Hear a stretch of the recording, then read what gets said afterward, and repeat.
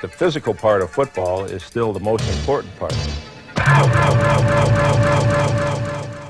When you have two teams that know what they're doing and two teams that have great athletes on both sides, then usually the game is decided by the team that hits the hardest.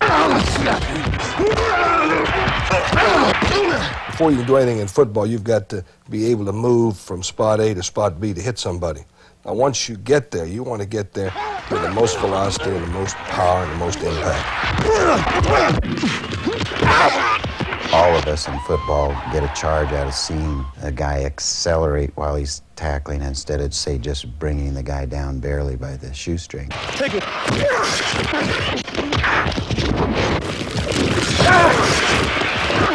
The rules for playing the game of football allow for a tremendous amount of collision. And this is a collision sport, it's not a contact sport.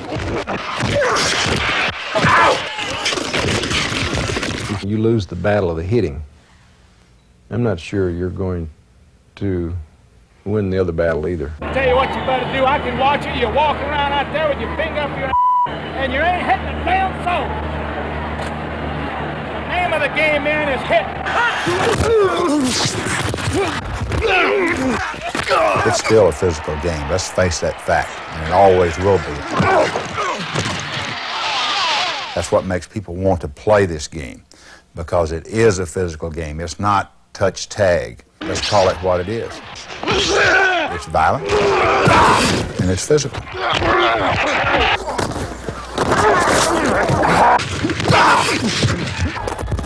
When a guy gets hit and his headgear pops off, that's part of the game. And that's what people pay money to go see, the great hits.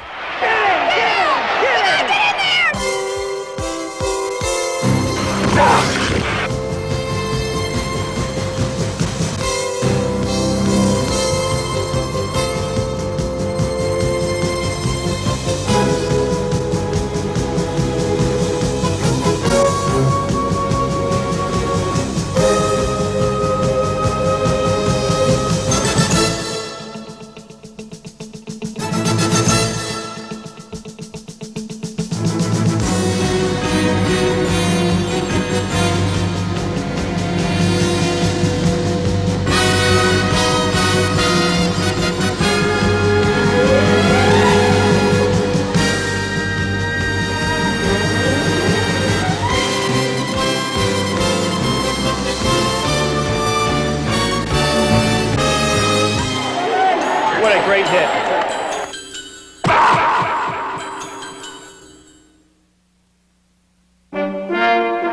Like the history of war, the history of pro football has shown us that strategy cannot succeed without strength. The first pros resembled raw recruits, eager for combat. They lacked polish, but not spit.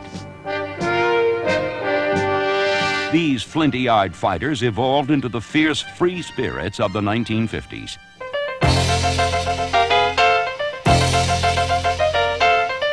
While the wild-eyed warriors who played the game were often defanged, they never lost their taste for contact. And like a popular rock and roll song of the period, pro football featured a whole lot of shaking going on.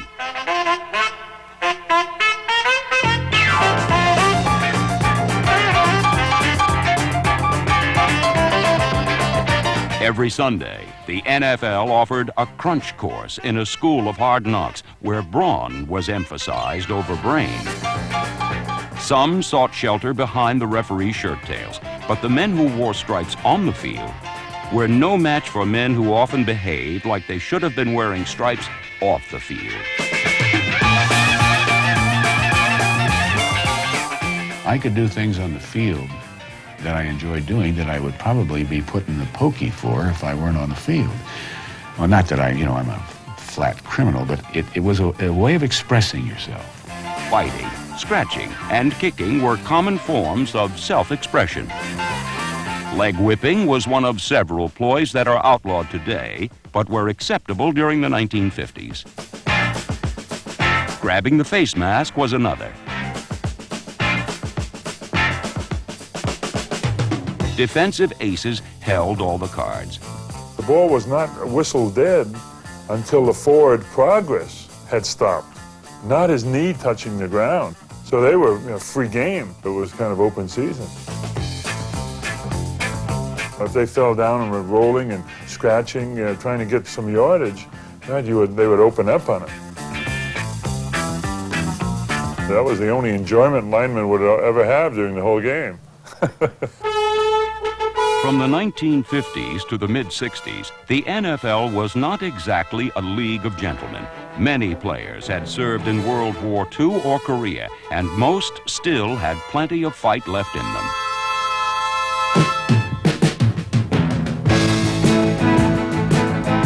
Few surrendered easily, and it took devious methods to send them to the bench. The dictum, an eye for an eye, a tooth for a tooth, was as relevant to the NFL as it was to biblical times. I never would accept anyone hitting me illegally. Now, when that happens, then you must serve justice. And if you don't know how to serve justice, then you're going to get kicked around the league. You never hit the guy back. You hit him first, because invariably the noise or commotion that it creates gets the attention of the referee, and then by the time he looks around, he's catching the other guy.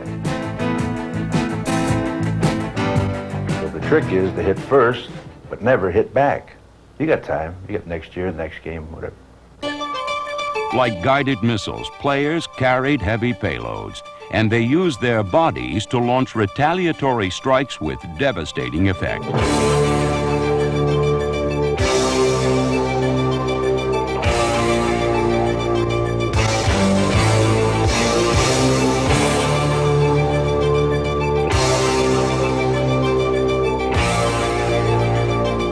One of the most unforgettable tackles in NFL history occurred in 1960 when Eagles linebacker Chuck Bednarik hit Giants halfback Frank Gifford. Concrete Charlie made quite an impact. Bednarik's hit on Frank was the greatest tackle I've ever seen. I mean, you know, I used to stay up at nights thinking about hitting a guy like that. Frank was not looking at Bednarik. He should have been looking for him because Charlie could hit, and something's got to give, and it was Frank.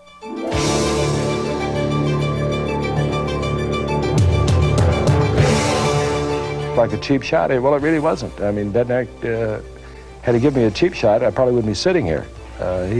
He's just a good, solid football player, and a great football player.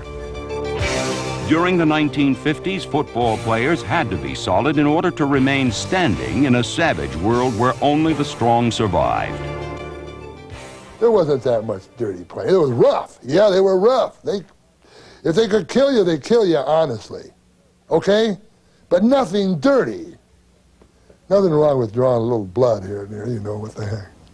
And I like to think that with that approach to the game, attack, attack, attack, I walked out totally unmarked. And I think that record in itself, 14 years in the pros and 4 in college and 3 in high school, is second to none. I have no scratches, no marks, and nothing but a bleeding heart. I think you can coach people to be pretty good tacklers, but I don't know that you can coach people to be great hitters. I think it's an instinct and something that they're born with, that tremendous explosion they have right at the point of impact.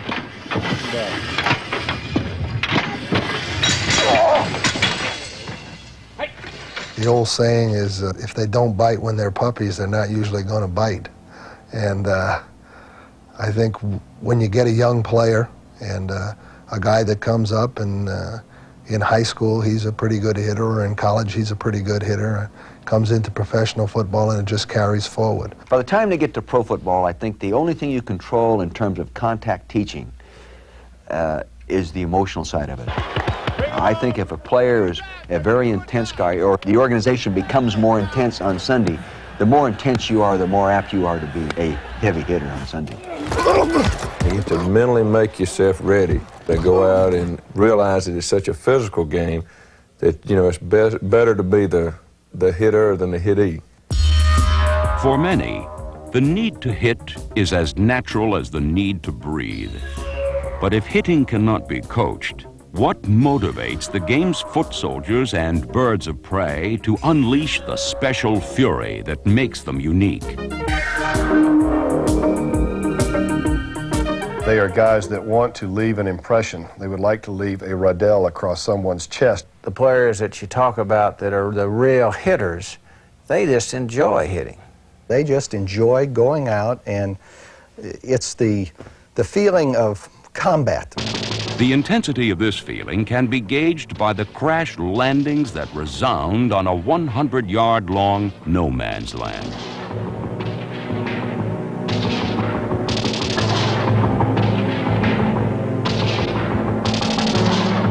On this tough terrain, quarterbacks are strafed by blindside tackles that can turn the tide of battle.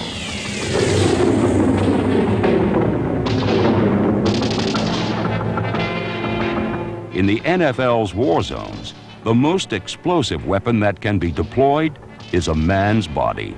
Certain players have the ability to unleash a tremendous amount of thrust and a tremendous hit at impact. They have the ability to recoil and uncoil. It's like swinging a golf club. If the club is not reflexing at the right moment, you're not going to get quite the distance on the ball. But if you can hit into a guy and uncoil at the right moment, you explode through him.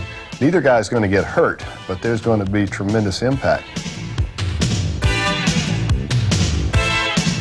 I think some guys just have a natural ability where they can just right at the impact, right when they got to make that last little move, they have that ability to have that little explosion, what we call it, just kind of roll your rump. They have that ability to just accelerate at the last second.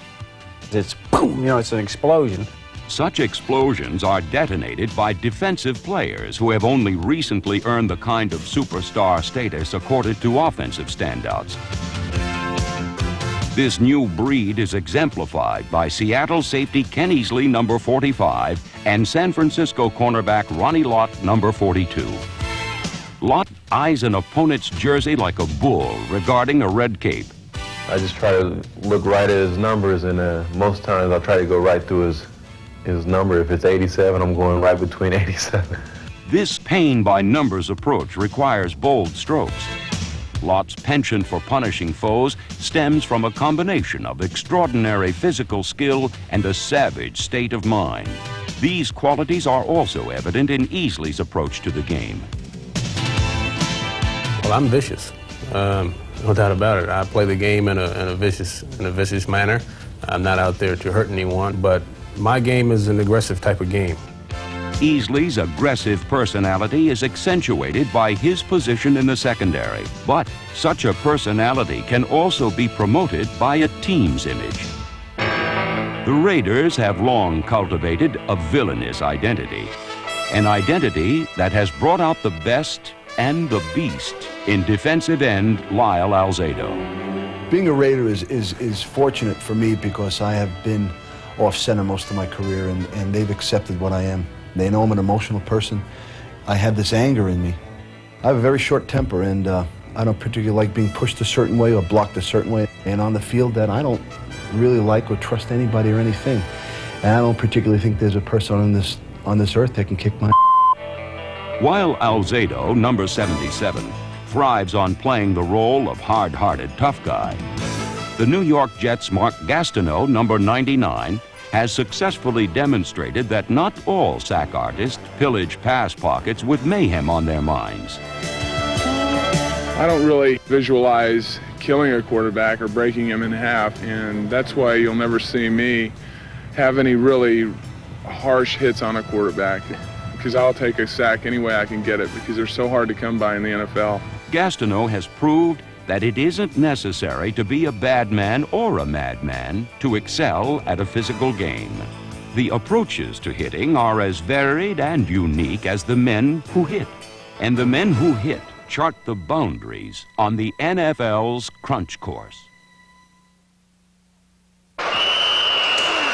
A pro football field is a crunch course that is filled with danger zones. In football, it's knock the man down or be knocked down, especially for the fearless hitmen who cover kickoffs.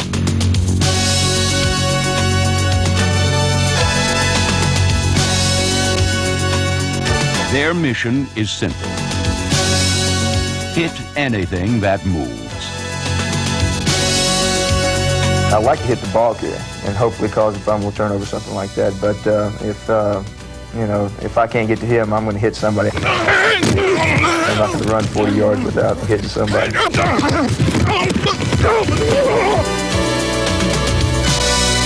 When you get hit by these guys, it's like getting hit with a freight train. These guys know how to put every ounce of energy and force behind their tackle or the blow they deliver. 1 yard line, kids up the middle behind the wedge, the 15, and is he ridden down. This sudden impact makes kickoff coverage nearly impossible to practice. You can't work at this stuff full speed, guys. We've got to set a tempo where you're programming yourself when you are full speed to do it exactly right. You cannot expect to give that level in practice. Not in the kickoff coverage, it can't happen. I mean, you wouldn't have anybody left.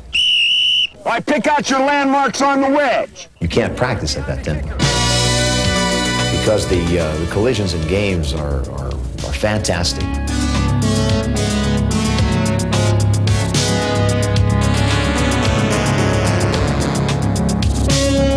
I think there's an awful lot of courage involved. But I like to go back to the men of the 101st and the 82nd Airborne. They said, describe courage. And they said, they're the guys that are afraid, but they go anyway.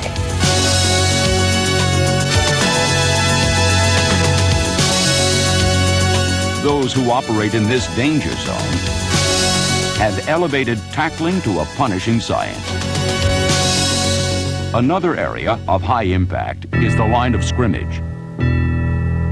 It is called the pit, an area not much bigger than a closet. Yet within its confines is the game's most heavily weighted struggle.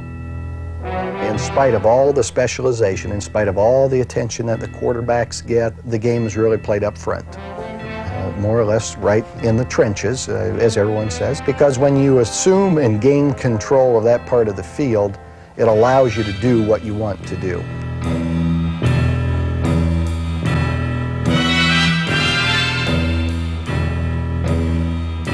It's not so much who gets across the other side first, it's the force and the power and the balance and the ability to dominate the man after you make contact. It's a physical combat area. It's not like playing in space. It's not like being detached and running down the field and catching football. It's not like a linebacker taking a drop and squaring up, playing the ball when it's in the air. This is hit, hit, hit on every play.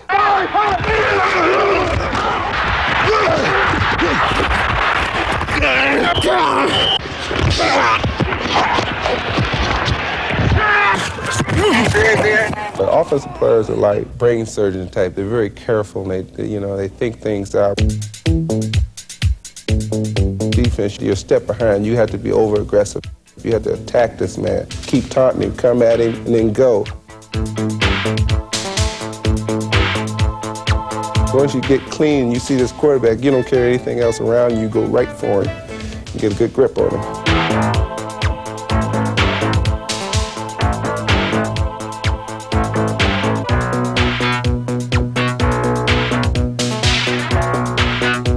Clash of wills between the offensive line and the defensive line. One player ends up on top or on bottom by the end of the game. The press never writes about it. Nothing is really said about it. But I think both players generally know who would like to have played football for another quarter and who wouldn't. The line of scrimmage, a no man's land that devours players like the Bermuda Triangle swallow ships. Players have also been known to disappear in the middle of a zone pass defense. When you come over the middle and you're a guy who only weighs 175 or 180, I think you really do. You take your life in your hands because there's some tremendous shots going on in there.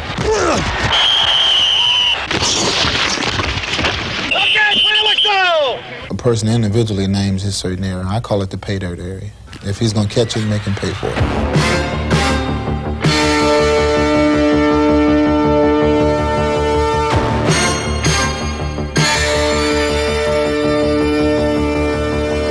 There's just a certain knack that we have where we can just anticipate when that ball's going to hit his hands, and then we're going to make contact right as soon as it touches his hand.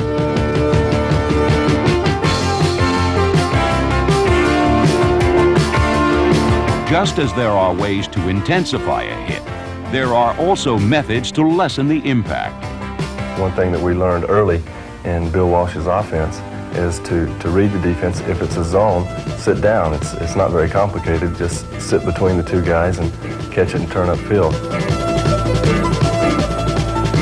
When you're going across the middle, man to man, you just keep running across because there's nobody there going to meet you. If it's zone defense and you keep running through it, you're going to get hurt because there's going to be somebody there waiting for you. A key example was here when Ronaldo got hit in the Atlanta game. He read it too soon. He thought it was man-to-man, and he kept running. It was a zone, and the guy was sitting there waiting for him, and it cost him. It hurts a lot more when you don't catch the ball. So you should catch the ball. Sometimes you feel you make a halfway decent catch and say you get hit, take a good shot, you get up and say, hey, now I got him thinking, I can take it. It's a battle of the minds.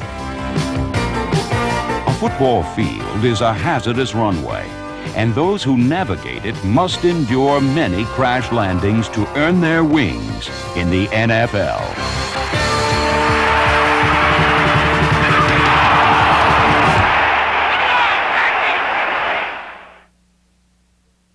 Well, a critical part of football is hitting the other man before he's ready for it. And it's just like boxing. If you can beat the man to the punch, even if it's by a quarter of an inch, you've got him beat. So if you're beating the other man to the punch, you're going to win.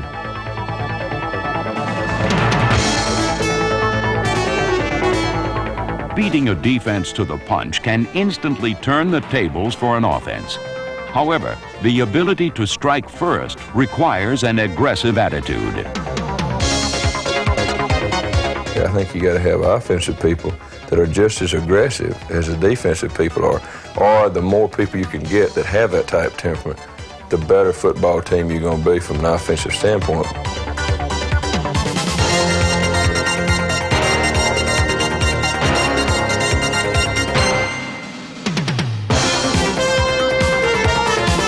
A rampaging offense can ravage a defense. More than that, it can incite victory. I can remember in 1983, a key play for us in the St. Louis game was a 10-yard draw play that Billy Jackson ran in for a touchdown. That was as physical a run as we had all year. And the game was very much in doubt. It was very close. And Billy broke about 4 tackles and finally ran over one last tackler at the goal line to get in.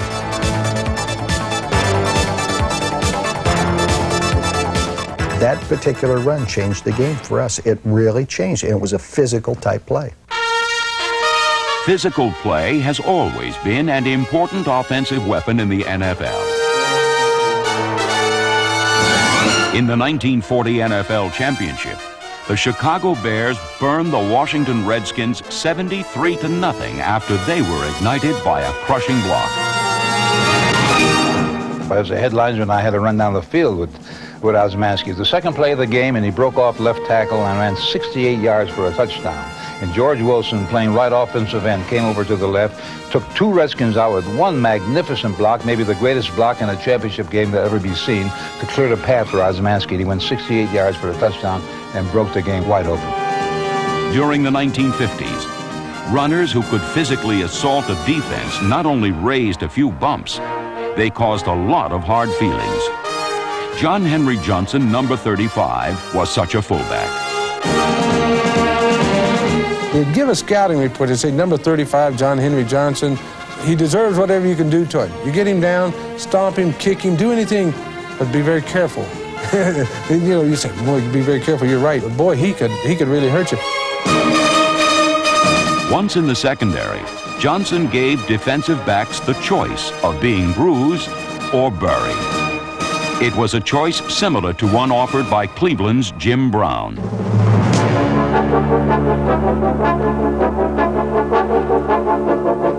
Number 32 was a power runner with a sprinter speed.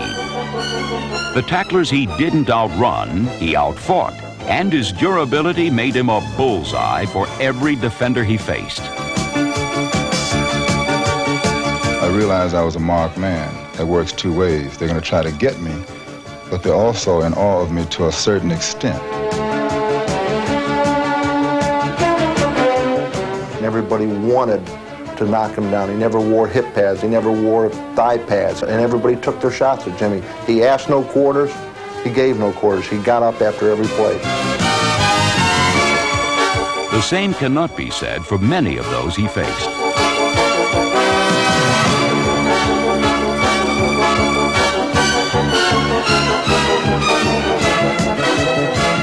For 9 seasons, Jim Brown swiveled around and bowled over defenders and set new standards of greatness for running backs.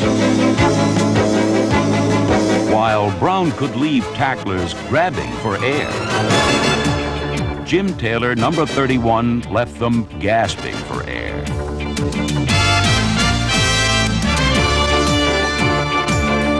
This Green Bay Packers fullback relied more on power than on speed.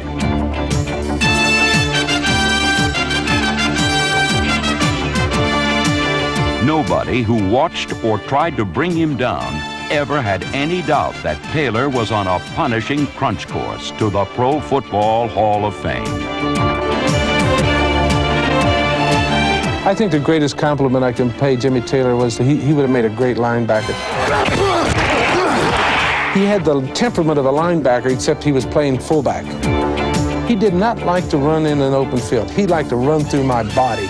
And there's only one way that you could go after him and lower your headgear and your shoulder pad and go into him. I got accused of playing dirty against Jimmy Taylor. I don't think there's any way you play dirty against Jimmy Taylor. It's who plays the dirtiest. I've seen him jump up and kick Roger Brown or bite him on the leg. The story is true. He did take a bite out of somebody, that tried to tackle him. And I don't think he, drew blood or anything, but he gave a guy a little bite. Jim Taylor ran over defenders like a Mack truck and was a prototype for the power runners of the 1980s. Crank up that diesel. Let's go, diesel.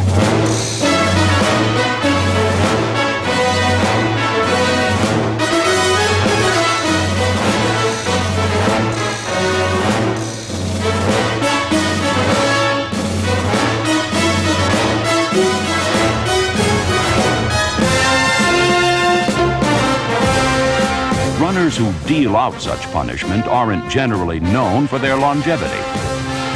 However, there is one exception. He is Walter Payton, the NFL's all-time leading rusher.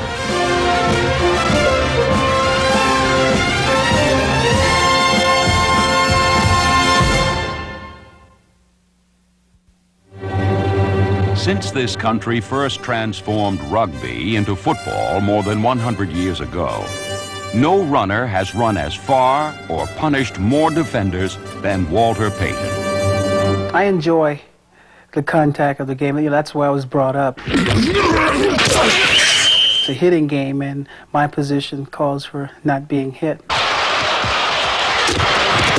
When they hit you as hard as they can and then you pop back up, then they go, oh my God. I tried to kill this guy and I didn't hurt him. I just might as well, it's going to be like this all day. I just might as well just tackle him and get him down. Just getting Payton down has never been as easy as it sounds.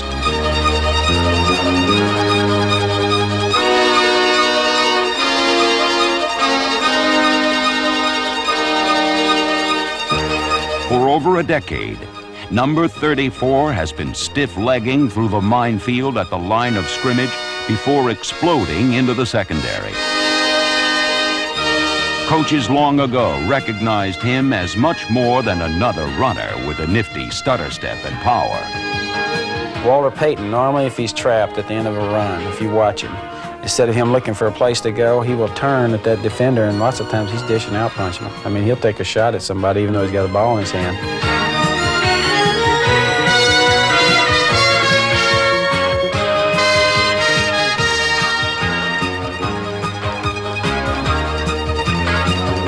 He's one of these guys that says, I'm going to get you before you get me. And that's the way he plays. It's always within the rules. He just is going to get every inch he can. He doesn't like to run out of bounds with the football, and he's going to make the guy tackle him pay the price.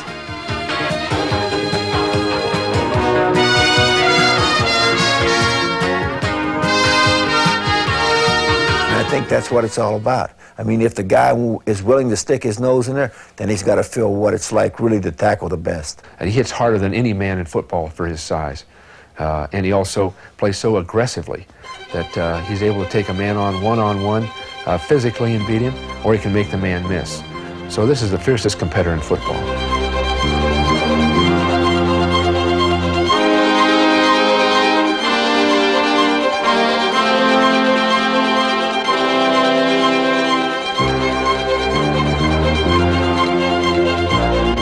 He enjoys being the hitter. He enjoys knocking defensive backs over, running through linebackers. I think this is part of his game that he enjoys probably more than all the records that he's accomplished.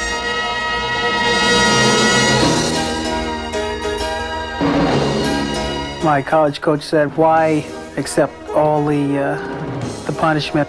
Once you have that ball, you have the shoulder pads on, you have the helmet. Instead of taking it, try to dish it out. As I run on the football field, I look at the position that I'm in, so that's why you see me change directions or make the stutter step or whatever, is to give me that timing that I want so that when I'm hit, it's not that I'm off balance or whatever, that I'm in stride and I know what's going and I got all the timing down.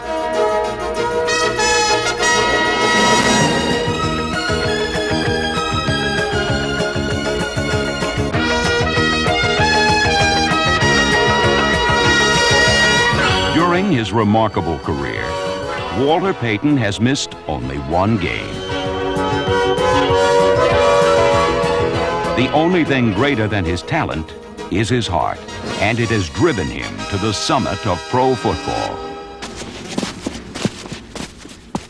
I started in Mississippi running the levees and in the sand along the Pearl River. Then I moved here. Then I started to look for something that was the same to that. And the hill running, it's been good for me.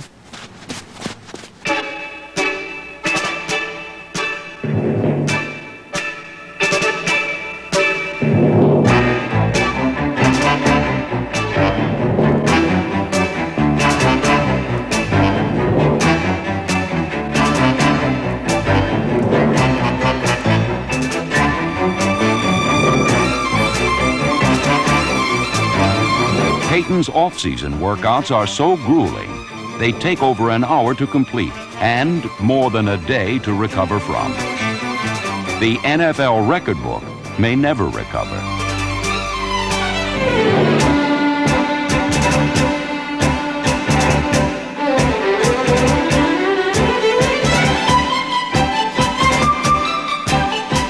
He'll fight you, he'll test you, he'll give you his best and see what you've got for an answer. He's the king of hearts.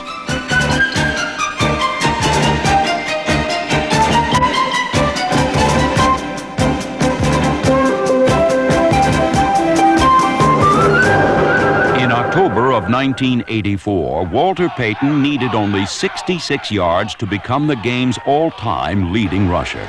And he leaped at the chance to solidify his place in the history of the National Football League. McMahon asked for quiet. Second play of the second half from the 21-yard line. Walter needs 2 to break the record.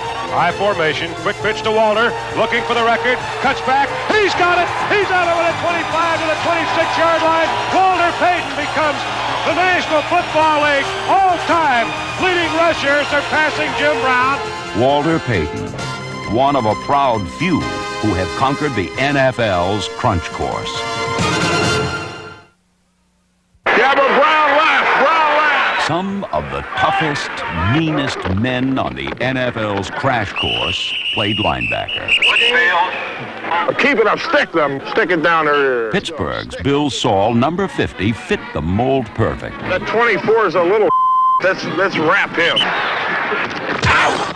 Even after the final gun sounded, Saul maintained his nasty disposition. Thank you. We're not allowed, boys. We're not allowed. Don't bug me. But Saul was a pussycat in comparison to the monstrous presence of Ray Nitschke. It wasn't a Jekyll Hyde presence, it was just Hyde. It was just total absence of any concern or compassion for another human being.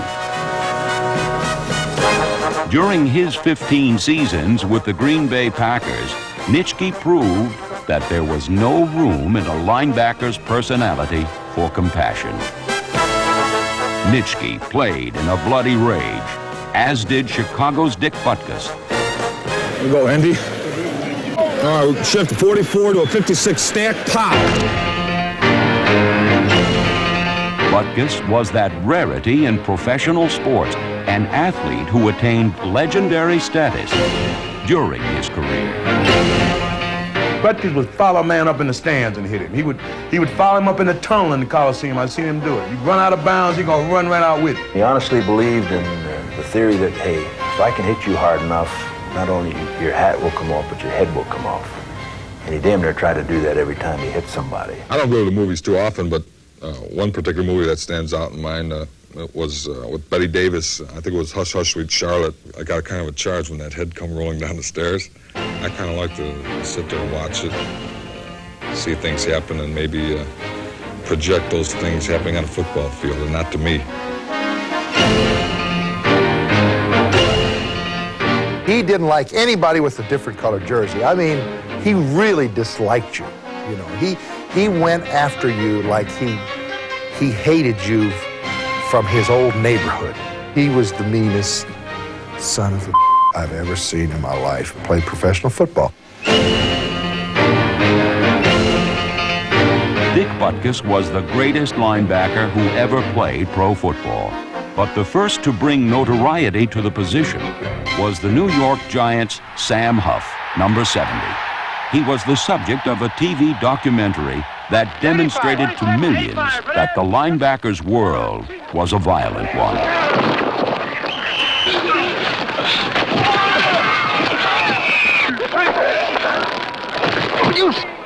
What do you do that for, 88? You do that one more time, 88, I'm going to sock you one. Now, don't do that. You run again, you get a broken nose. Don't do that. Hit me on the chin with your elbow. Today's linebacker still inhabits a violent world. And interestingly enough, the game's best also wears a Giants uniform. Hey, 88, I'm not going to warn you no more now. He is number 56, Lawrence Taylor. Listen, look, we got to rush him. We got to kick the what we got to do is get in and get the so right, let's go. Come on now. 3-0. Hey, we're a bunch of bad summer. Let's play some ball. I really feel a linebacker has to be the type of person that keeps the team together. The linebacker has to be somewhere in the middle. He has to be tough enough to play the run, graceful enough to play the pass, and mean enough to knock a runner out. Taylor plays on the outside, but he's always in the center of the action. Taylor is a portrait of barely controlled fury, a man whose play is ruled by his extraordinary athletic ability and his emotions.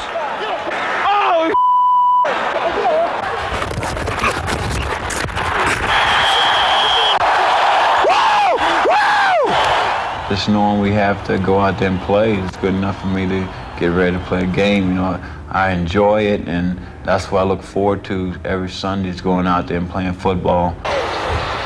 Taylor not only terrorizes opponents, Let's go, D. he intimidates them. Yeah, stick. Yeah, you mine. You mine, baby. He's got a relentless personality.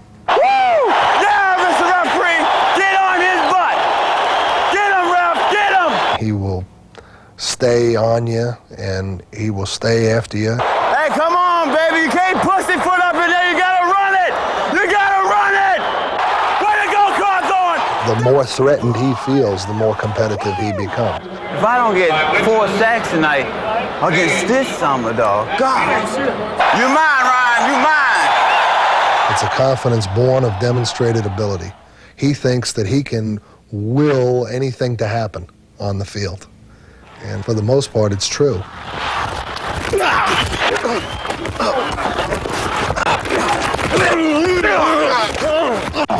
Homeboy, we can't play that stuff over here. Y'all gonna have to go to the other side. Lawrence Taylor's probably the best defensive player in the game, and you have to game plan to stop him. You know, there's no doubt about it that he is that kind of player. You have to be ready to play against him. They grab him. They push him. They hold him. They double team him.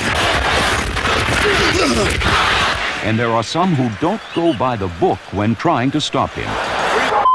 Leg with my and that's something. I'm gonna break his neck. He wait till Hey, Shula, you better hope I never get back in there. I'm gonna kick your And Lawrence Taylor can make good on a threat. Don't get up. You didn't have to do that. Hey, you just play, baby. Just play. He's changed the game of football because he's just so dominating. It used to be that you say, well, our back blocks him, and we go ahead and throw the pass. If you get a back block in Lawrence Taylor, you lose. You're going to lose a ball game, and it's been proven. He's beaten a lot of people. They start out blocking him with the back, and they move to a guard, and then they put the tackle on him. He runs over all of them, and he continues to run clear to the other side of the field and chase the play.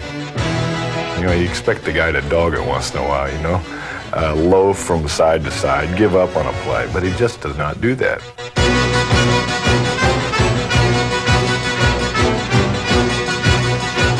You really enjoy watching him play. I mean, he is a real joy to watch because the guy goes 150%.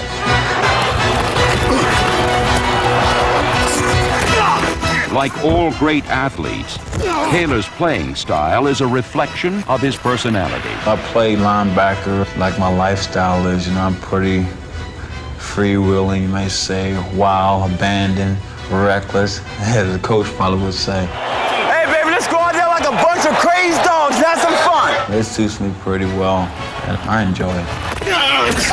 Taylor's enjoyment comes at the expense of those who don't have quite as much fun when he's on the field. Son, I gotta do better than this. Players like Lawrence Taylor prove that pro football will always be a hitter's game, a game of guts and guile, played by men who deserve the respect and admiration of fans everywhere.